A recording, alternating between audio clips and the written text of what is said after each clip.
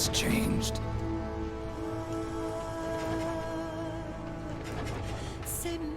It's no longer about nations, ideologies, or ethnicity.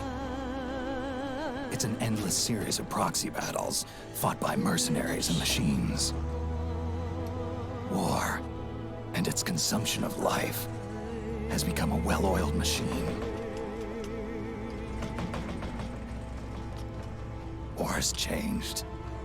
Yeah, war has changed so much that no one even dies in it anymore.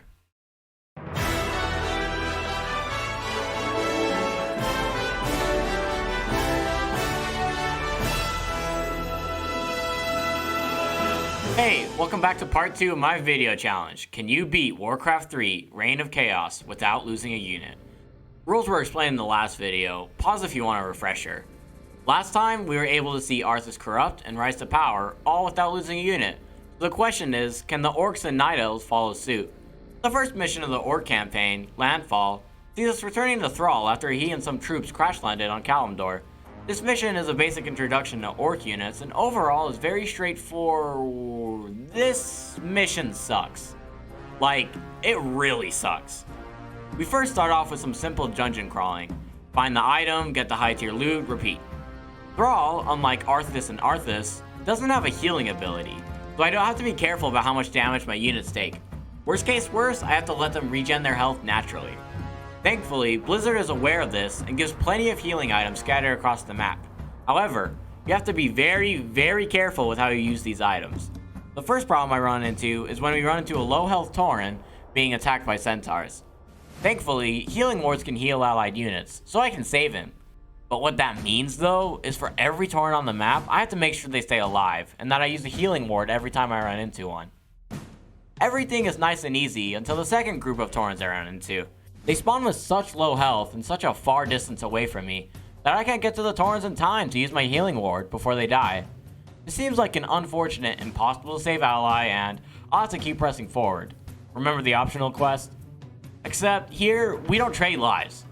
If it's possible, I must do it. So I sat in the think tank for roughly half an hour, trying to come up with something to save young Billy.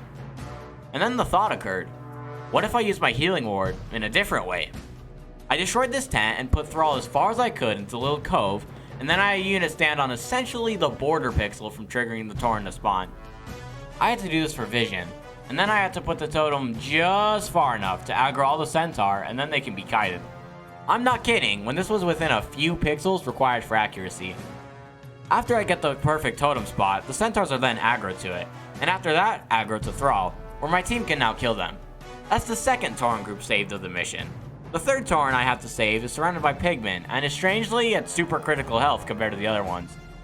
It's no true biggie though.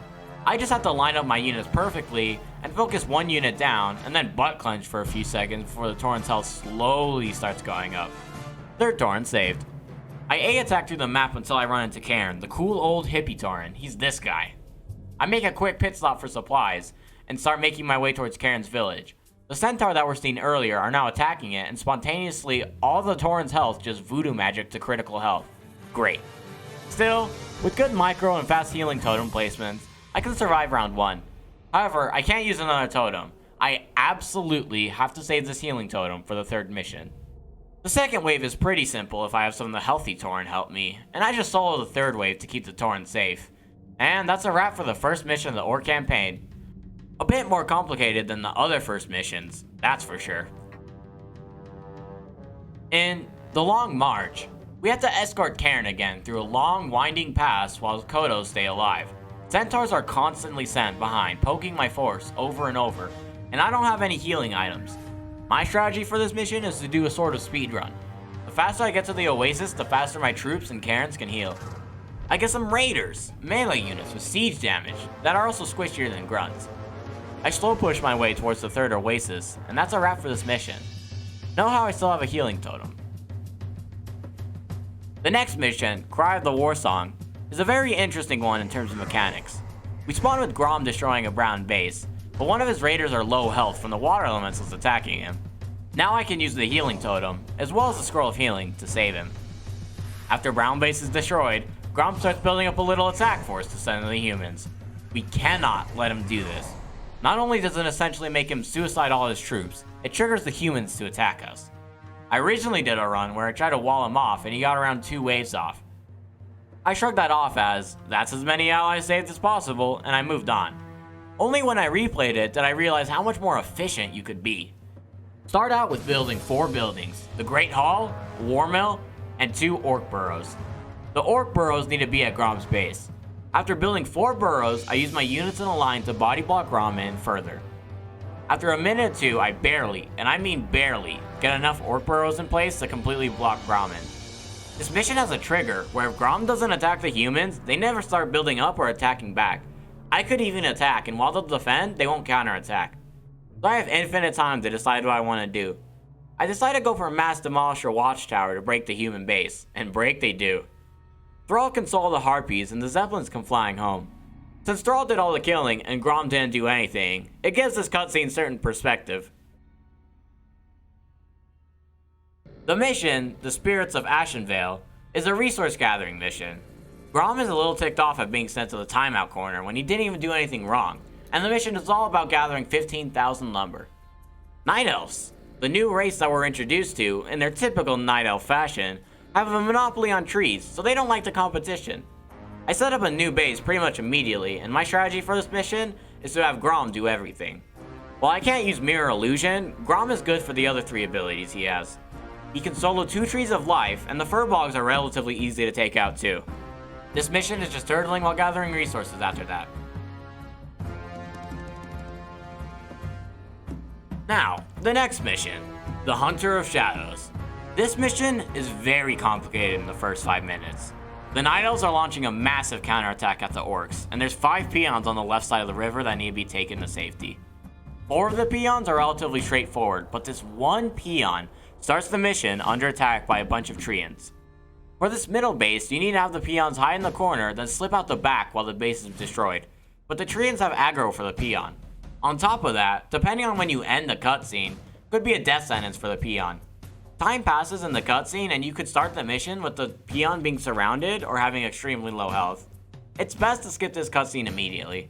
I was able to have one treant have aggro on my peon, so I had both of them build a watchtower and wait for the treant to time out before slipping out. Now for this mission, I have to worry about the defense. Once all 3 bases are taken out, the Night Elves launch the biggest attack at you they'll do for the entire mission, when your defenses are at the weakest. The stronger attack force came from topside, so I had Grom go deal with that with Bladestorm, while my towers handled bottom. In this mission, I finally get introduced to Witch Doctors. They're the healers of the Orcs, and I also get Bloodlust with Shamans, so I finally get the fun part of being an Orc. Now I speedrun to the fountain while building up pretty much only Raiders, Grunts, and Voodoo Doctors. After I slurp the red juice, my units become OP. Since my Raiders and Grunts get chaos damage, they can kill anything. Top and bottom base fall pretty soundly, and middle base falls too with some unit micro. Cenarius is a little trickier to take down, as I don't really have good micro. His level 3 entangling roots will take out my units, and my shaman don't have purge anymore. Still, with better positioning, he dies pretty quickly. This is probably my favorite mission of the Orc campaign. Grom is just so cool. In Mission 6, where Wyverns dare. Wyverns? Wyverns? We'll go with Wyverns. Wyvern. Wyvern. Cairn brings Tauron along with him, beefy melee units that synergize incredibly well with Shamans and Witch Doctors, for the buffs and percent healing. My first priority is to establish a base, max out, then free the Wyverns. If you're maxed out and you gain additional units, your supply goes above the designated 90. Now it's time to run at the silver base. A fully bloodlusted, healing totemed orc force is something to fear, and I decimate silver pretty easily. Now I buy a bunch of Zeppelins and go for a massive doom drop in the south part of Blue's base. After I got my micro down, it worked, and Mission 6 is complete. For Mission 7, the Oracle, it's a straightforward dungeon crawler. I have a Witch Doctor, so my units can be healed, but I mainly rely on Thrall with Bloodlust and occasional healing to take out the enemies in his path. Getting the extra items here and there is crucial for the next mission, and I'll point out some that are a must. I do your standard dungeon crawling thing, having Thrall kill everything because he's the lowest risk of dying. In the words of Loco, I slowly but surely push Thrall forward. Right here, when I killed the Salamander, I made an incredibly big mistake that's gonna punish me in the next mission. I got rid of my health stone for a ring of regeneration. My logic was ring of regeneration gives 2 HP per second, and health stone gives 1 HP per second. Obvious trade, right? You'll see why that's a mistake in the next mission. I get a spicy Sobi mask too, which is always really nice. Now for Karen's part of the mission. He has some absolutely critical items to pick up for the next mission. He gets a Talisman of Evasion here, which increases the chance of dodging an attack by 15%. Right here, it's very tempting to use the Spike Pit to kill all the Quillboar, but do not do this. If you kill the Quillboar with the Spike Pit, it makes the next mission impossible for the run. Attack the Quillboar directly with Karen and the Tauren. They have really good splash, and Karen's abilities cleave through the Quillboar. The reason why you want to kill them directly instead of using the Spike Pit is if you kill them directly, one of them drops a Necklace of Spell Immunity. This is arguably one of the best items in the game, and is really critical for this run. Also, if you backtrack to the Salamander eating the trees, he leads you to the Lion Horn of Stormwind. It gives Devotion Aura for your units nearby. Make sure Karen has the Lion Horn of Stormwind, Belt of Strength, Necklace of Spell Immunity, and the Talisman of Evasion before ending the mission. Unite with them? Are you mad? Have you heard nothing that I've said? The Legion comes to undo history and end all life. Mission 8 of the Orc campaign, By Demons Be Driven, is the final mission of the Orc campaign. Jaina and Thrall are teaming up to free Grom Hellscream from the demon's influence, and Thrall gets an item that can capture Grom that he needs to return back to the Circle of Power. Grom himself is behind 4 bases worth of Chaos Orcs, and has an elite demon guard defending him. On top of that, we have our allies to worry about. Jaina is very incompetent at defending her base without losing units, and when everything coming in does chaos damage, it's hard to defend with structures, as everything is squishy. I figured initially doing this mission legit would be nigh impossible, and or one of the hardest things I'd ever have to do. So it's my mission to avoid that as much as possible. That's right, the more climactic the mission, the more cheesable it is. Though, a reminder, a lot of you equate cheese to easy. Cheese is beating a mission in an unconventional way, usually being an easier strategy. So now, it's slightly easier than nearly impossible. Let's see what I have to do. Initially, right here, I'm just filling out the map and seeing where locations are. My plan is to memorize everything and see if there's any cliffs or ledges or anything like that that could give me an edge. Now, I need to talk about items. My plan is to walk up to Grom, take his soul, and walk right out. There's a few things hindering that, though. First and most importantly, the Chaos Orcs have 2 abilities that can completely stop Thrall in his tracks. They can cast Firebolt and Cripple, stunning him or making his move speed non-existent.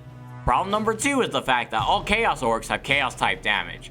Thrall is a relatively squishy character who goes down quickly to their attacks, so it's really hard to avoid death if you get body blocked and surrounded. And problem number 3, the Infernals. Even if you somehow get to Grom and suck his soul out, there is no possible way you have enough health on Thrall to make it back to the Circle of Power. And if you're not quick enough, the Infernals spawn. A cutscene is prompted up and Jaina cries about how the sky is burning. And it's not burning metaphorically or even meta hyperpotentially. It's burning literally, with arguably the strongest units in the game, Infernals. Giant with big HP pools, they're immune to all magic, deal chaos damage, and constantly emit damage around them in an Infernal-like effect. They kill units super fast. If you're too slow with Thrall, the Infernals will most likely kill a human unit. All of these problems are the ones I realized after moving around the map for about 45 minutes. Now that these are clear and definable, we can start tackling them. The solution to problem number 1, the Fel Orcs have 2 abilities that kill Thrall. The Necklace of Spell Immunity. Easy. Solution to problem number 2, the fact that all the attacks are chaos damage and hit really hard. The Talisman of Evasion. Dodging 15% of attacks is barely enough to bring Thrall through the top without dying. Solution to problem number 3 is a bit more complicated though. It's the solution I spent 3 hours trying to find. The Infernals are an incredibly big issue, and speed is of the utmost importance. At the very start of the mission, I have Karen give Thrall some items. Pause here for an explanation for why I have each of these items. I immediately start queuing up Witch Doctor Adept training and upgrading my Great Hall into a Stronghold. I'm spending all my money on getting Watchtowers and upgrading the Witch Doctor. I have Thrall move forward and snatch Grom up and move him to this ledge.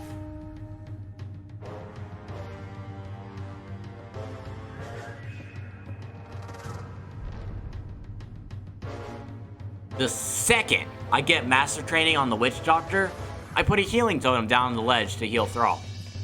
You know when I mentioned that losing the health stone was a big mistake? If I had that, I wouldn't need the Witch Doctor. It heals a massive chunk of his health. Still though, you can barely, just barely, get the Witch Doctor master training before you lose enough time to make a difference. With Karen and a healthy amount of watchtowers defending the humans' top flank and my units defending their bottom flank, my goal is to stall just long enough for Thrall to make it to the Circle of Power in time. I don't care about my main base, the Infernals can have it as much as they want. Something I've learned though is that there's certain RNG to how the Infernals spawn. I've deduced 4 general different styles of how they'll spawn. Aggro, human heavy, middle heavy, and delayed. Aggro means they spawn right on top of units, stunning and potentially one-shotting an unlucky footman or priest if 2 spawn at the same time. Human heavy is also bad, as Karen can't defend top when 3 Infernals are constantly beating on him. Middle heavy means my units get overwhelmed quickly and a human unit always dies. Delayed is where they spawn scattered across the map, taking time to walk to the human orc base. No matter how hard I try, if the Infernals spawn in any pattern that isn't delayed, I'm gonna lose. They put too much pressure on either top flank or bottom flank, and a human will die. After trying over and over again, I had 3 things happen. I moved Thrall at the exact instant in which he wouldn't die. His health got to like 25 hit points. I controlled Karen perfectly to get optimal stuns, and I got a delayed Infernal spawn. You need perfection and RNG for this mission. The only thing that could stop me was if this one footman died.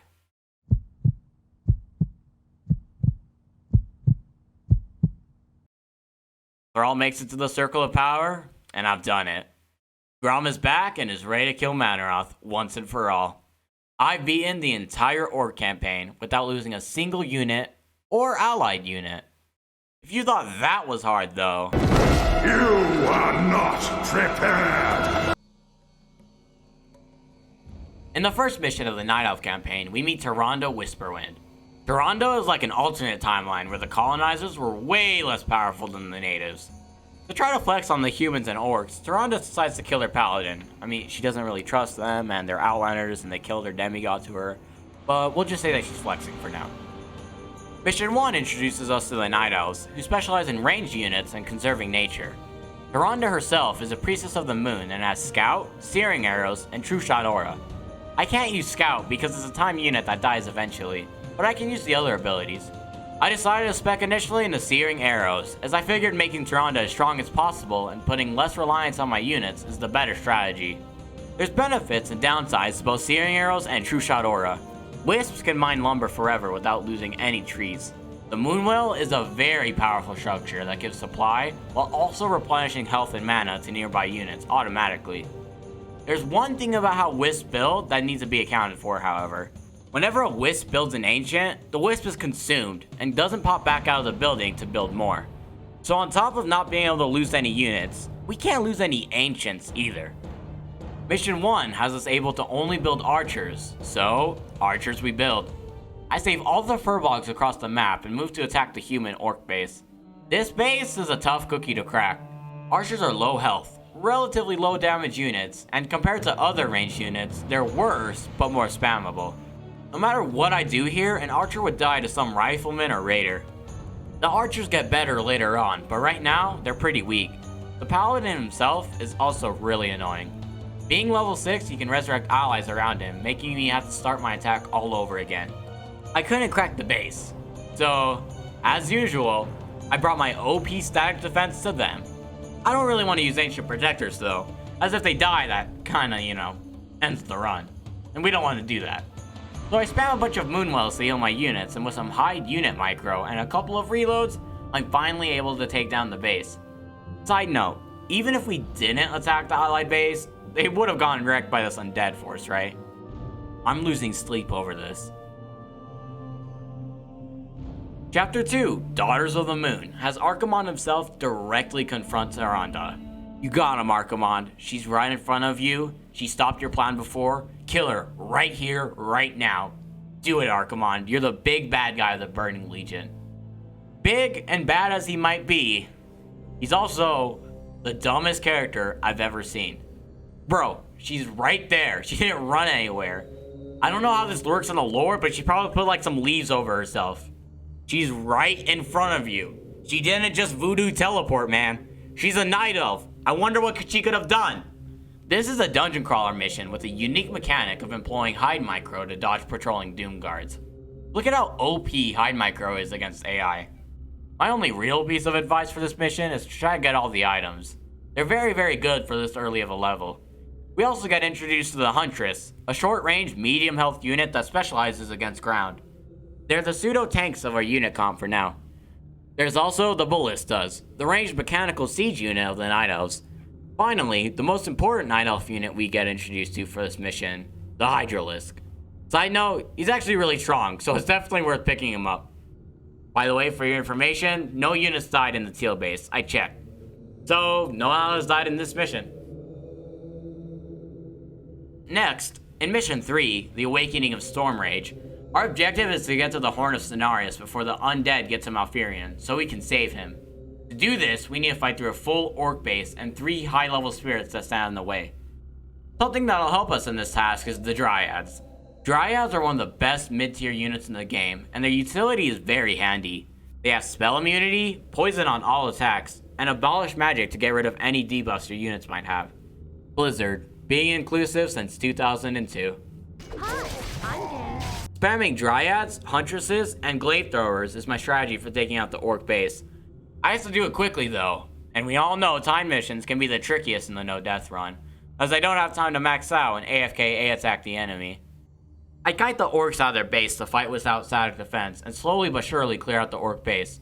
By slowly, I mean slowly, as after we're done there's only 16 trees left. I move my units up really quickly. A problem I have is this Cold Spirit is actually pretty strong. He has Frost Nova and an attack that automatically slows. I was able to kite him though and move my units up. Shout out to this one Ancient Protector and this Glaive Thrower, stopping the rebellion since birth. I cleaned up the last spirit relatively easily, and that's a wrap for Mission 3. Chapter 4, The Druids Arise, is a very long, slow-paced mission where you have to fight for resources and move slowly throughout the map to eventually reach the Druids of the Talon. AKA, this is the perfect mission for the no-death run. I also have a new hero, Malfurion Stormrage, Tyranda's, boyfriend? Yeah, they're dating. Dating, lovers, something. Tyrion is a druid that has Entangling Roots, Force of Nature, and Thorn Aura. I'm going to mainly be speccing into Entangling Roots since I can't use Force of Nature. I set up shop, build forces, and move on. Skip to here, I attack the human base without much resistance. The human base is the last bastion of rest before the next long run. The Cursed Glade has units spawning out of every corner, and they'll constantly harass your units. On top of that, there's a lot of ghosts that spawn as well. They'll possess your Huntresses and one-shot them essentially, so I heavily recommend using only Dryads to push through the forest as they're spell immune. After curing the Cursed Glade of the Blight, we're introduced to our last obstacle before ending the mission, a base of corrupted Night Elves. Real quick, if you attack these trees here, there's a level 10 Salamander that'll drop a Sobi Mask if you kill it. The corrupted Night Elves are actually pretty easy to take down. It's a bunch of skeletons and low health satyrs really. With a maxed out army and maxed out upgrades, it's a breeze. Chapter 5, Brothers in Blood, is another dungeon crawler mission focused on getting through a long cave system to save the Druids of the Claw. We get introduced to the Druid of the Talon, ranged spellcasters that can cast fire. Fairy fire. They can cast fairy fire. I might be illiterate. Fairy Fire is an ability that can reduce the armor of enemy units, and Cyclone, the other ability they have, can send units up in a tornado to spin for a little bit. Honestly, this mission's first half is so impressively easy that I'm skipping it. I want to point out as well, this mission, Malfurion and Tyrande get level 6, and their ultimates are arguably the best ultimates in the campaign. Malfurion's Tranquility ability generates a massive healing area that regenerates friendly units' health really quick. And Tyranda's Starfall ability is the opposite, dealing a massive damage area to enemies, cutting down groups of low health enemies very quickly. Halfway through the mission, the gang splits up. Tyrande sees the door to Malfurion's hotter brother and decides to free Illidan. Malfurion doesn't like this decision and decides to press forward to free the rest of the Druids of the Claw. Freeing them is really simple. All you have to do is right click to the top side of the map and cyclone and root the druids that are claw that are getting in your way. On Taranda's side of the map, she murders a bunch of night elves dedicated to imprisoning the most dangerous beings Azeroth has. Is she really the good guy here? Can we fact check this? We go forward, kill the guardian of the cell, and my boy Illidan is free after, wait for it, 10,000 years! Hey, I'm an Illidan fanboy. What can I say? Mission 6, A Destiny of Flame and Sorrow, introduces Illidan to us, and Arthas, our boy, comes up and meets him. They go and fight each other as always before deciding to give up. Arthas tells Illidan to get the Skull of Gul'dan, a demonic power source that'll let him kill the Dreadlord responsible for corrupting the forest. Illidan himself is a demon hunter, and has one of the best kits in the game. Evasion, Mana Burn, and Immolation are all useful.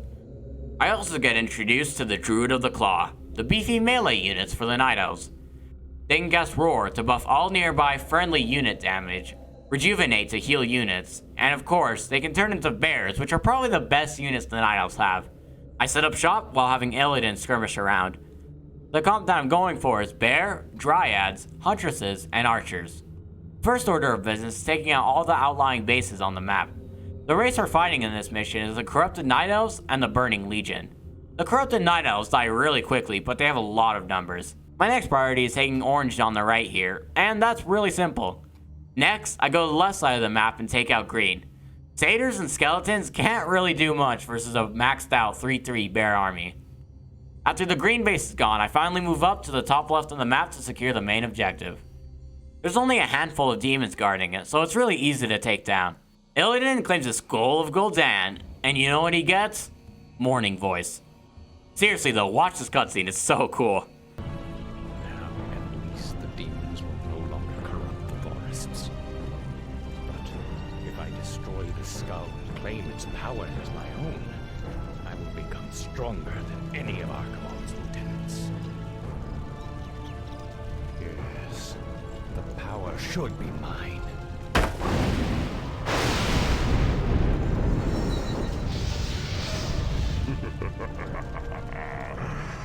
Now I am complete. Illidan now has range, splash damage, extra hit points, and chaos damage for all his attacks. And Morning Voice, don't forget that. That's probably the best thing he got.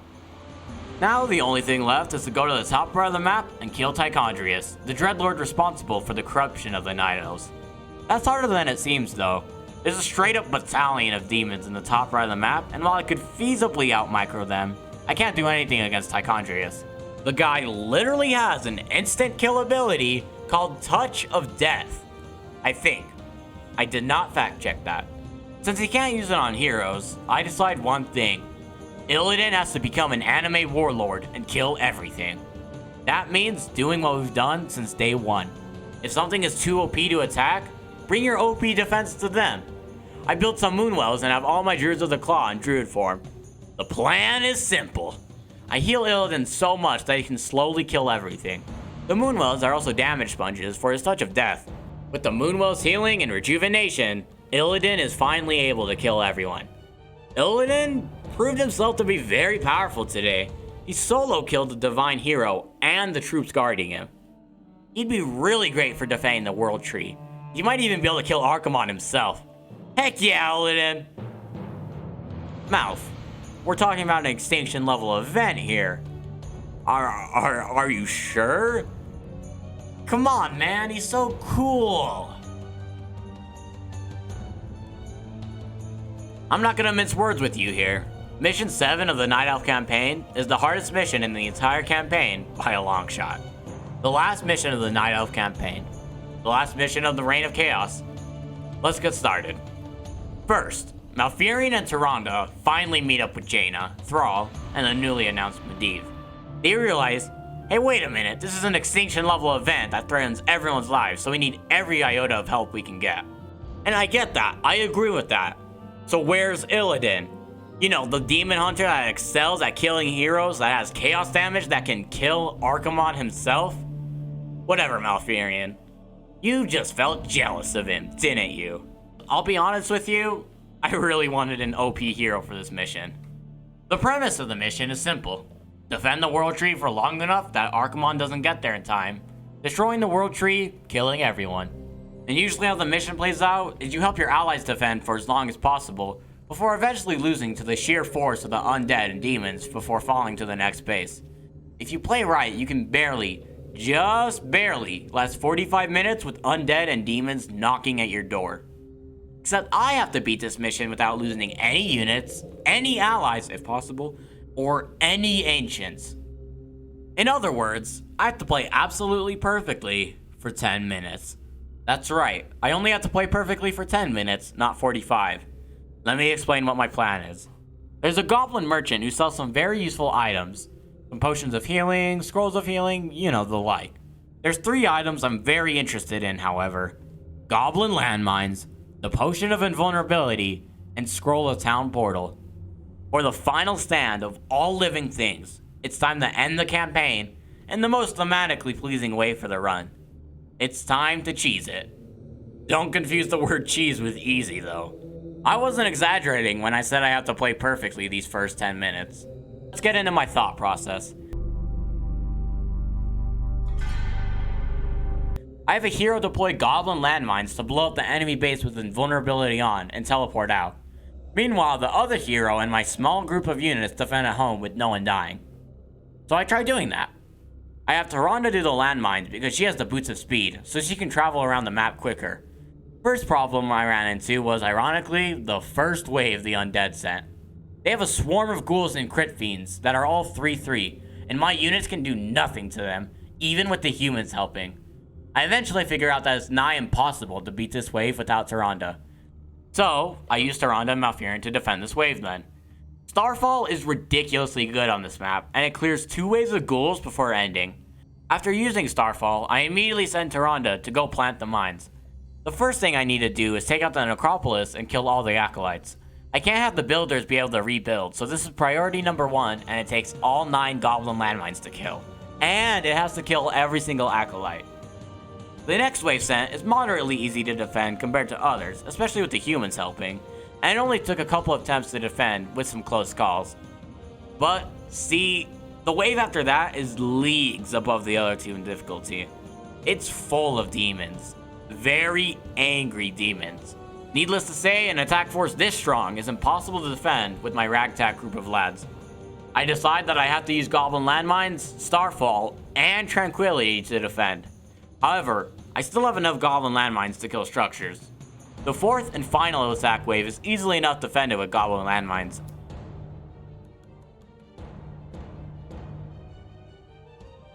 And after a lot of work, we're finally sitting pretty. The only things coming out are meat wagons, which are easily enough defended.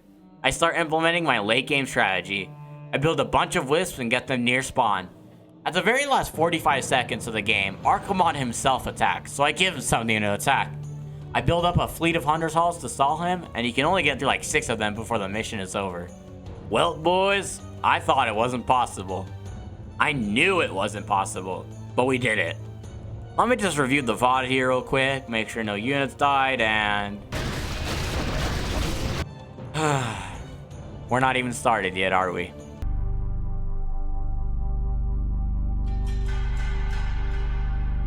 Throw everything I've said out the window. We can't let Jaina summon a water elemental at all costs, but the aid of the humans are critical for some waves. Plan number 1. I try to body block Jaina in with wisps and some archers, making it so she can't defend and thus use water elemental. She has a teleport ability, by the way. Plan number 2. Burst. Maybe, just maybe, with the humans helping me, I can burst down the units fast enough before Jaina can approach and use her spell.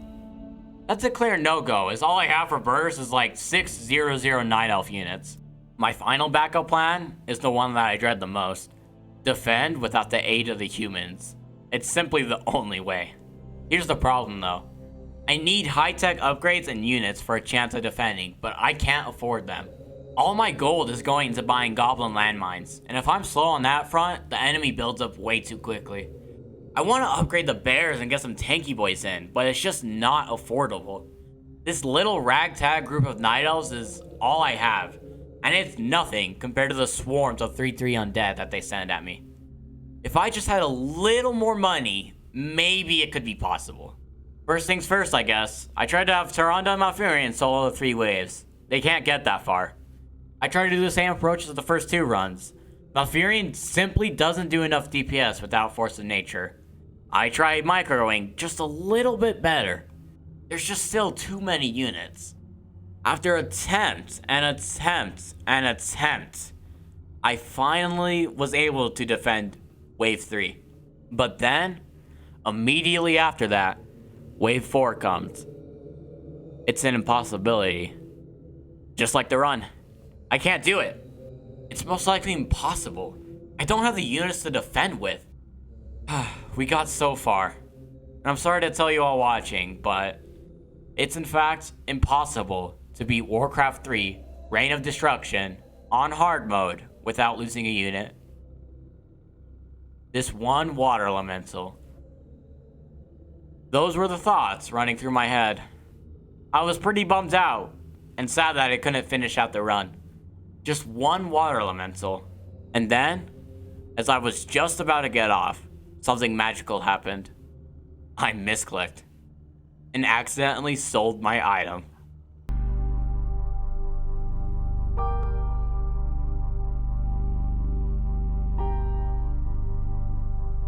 You can literally see the thought slowly catching up to me. I can sell my items. In every previous run, I just dropped them off. I never assumed you could sell them because there was no gold cost over their name. Well, you can. And the extra gold might just be barely enough to push this run over the edge from impossible to possible. Let's find out. I immediately go for Bear Mastery, upgraded archer damage, and unit upgrades in the Hunter's Hall. I start as always, using Starfall to clear the first 2 waves, then killing the Necropolis. Even with bears though, the 3rd wave is brutally hard. No matter what I was doing, I was still losing units. This run looked promising until Jaina showed up. She's gonna water elemental, isn't she? And then she didn't. All she did was cast Blizzard and ran away. Wait a minute. We just beat wave 3. There's a chance. The only other concern is this demon wave that can be taken care of with goblin landmines. We're at the final stretch here. Just have to survive a little bit longer. This banshee wave isn't too much of an issue at all. Look at the goblin landmine kills here. And as I take out the final structure, that's it. I build up a fleet of Hunter's Halls just like the first run, and recruit all the units across the map, and have every ancient and unit sitting in a corner singing Kumbaya together.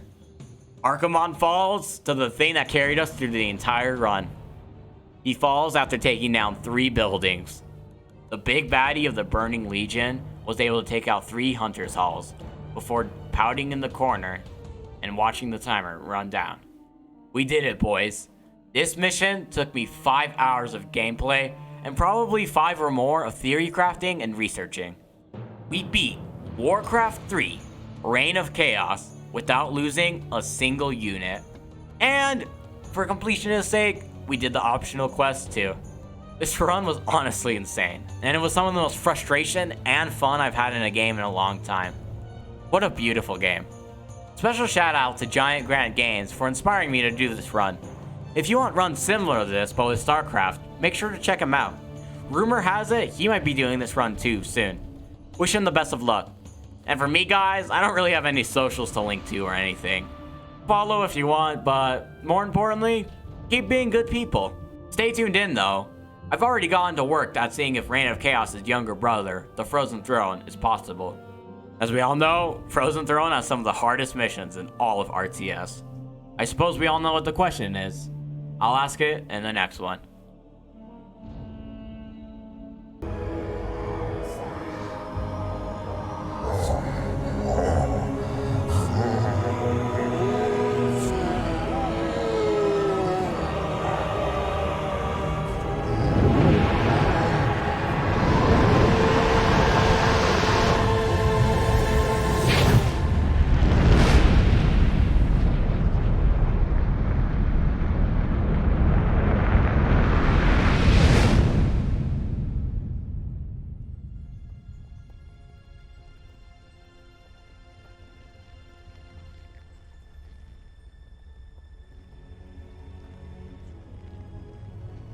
The roots will heal in time, as will the entire world.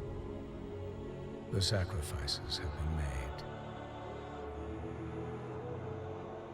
Just as the orcs, humans, and night elves discarded their old hatreds and stood united against a common foe, so did nature herself rise up to banish the shadow forever. As for me, I came back to ensure that there would be a future, to teach the world that it no longer needed guardians. The hope for future generations has always resided in mortal hands. And now that my task is done, I will take my place amongst the legends of the past.